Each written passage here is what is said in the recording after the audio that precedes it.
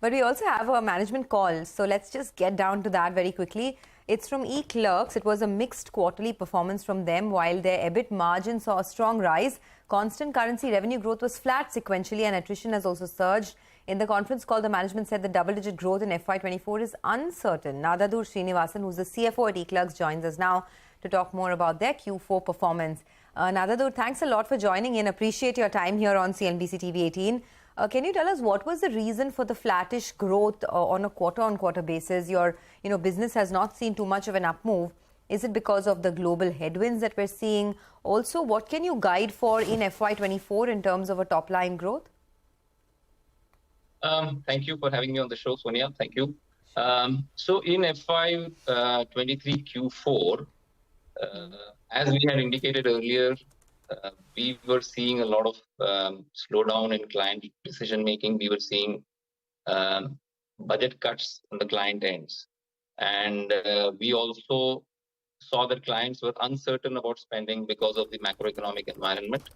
And that has what has resulted in the lower or the flat constant currency growth and a marginal increase in USD terms. In terms of outlook for FY24, we think that Q1 and perhaps also Q2 may be slow. We may see flattish growth in Q1. It is entirely possible that there may be a small decline also in Q1Q terms in Q1. But hopefully things should improve from then. And it's difficult to say what the entire FY24 number is going to be, because so much of it depends on what Q1 is going to look like. But we do hope that things will get better.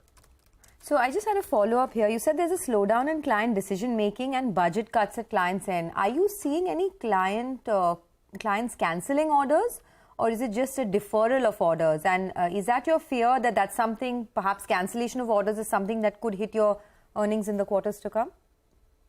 We are not seeing any cancellation of orders. The pipeline remains as strong as it was 1 or 2 quarters back. It's just that clients are taking a lot more time to decide how to spend their money and when exactly to spend it. All right. Hi, good morning, Mr. Srinivasan. Margins, they clocked in closer on 25.3%, but your employees will be looking forward to those potential salary increases or wage increases. So what kind of a margin outlook can you give us? And Q1 will be a little softish on that side? Yes, usually Q1 is soft because of the wage increases that become effective from April 1st. In that sense, it will go down. But usually what happens is we are able to pick that up again and pick up margins from Q2 to Q4.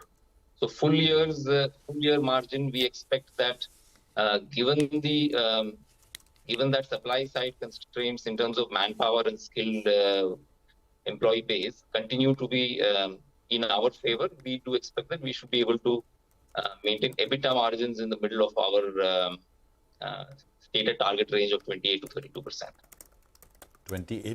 Between 28 to 32%. Between that, EBITDA margins. Okay, now headcount fell for the first time in 9 quarters, Mr. Srinivasan. This is on account of cost cutting. Do you anticipate more? So headcount fell on account of 2 reasons. One is that we were proactive in cutting the excess headcount that we had. And second,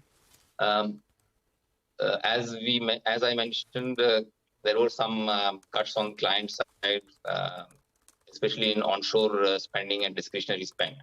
And that also led to reduction in headcount. Q1 headcount, we think, given the outlook, maybe flat or maybe show a slight decline. Okay. So you started by saying the double-digit growth in FY24 is uncertain. I get that because of the challenges that you mentioned. But you had also earlier said that the medium-term target goal is double-digit growth. Would you want to take that back as well? And when you talk about medium-term, I mean, what do you see as, the next couple of years? Do you see growth recover? Do you hold on to the double-digit growth guidance?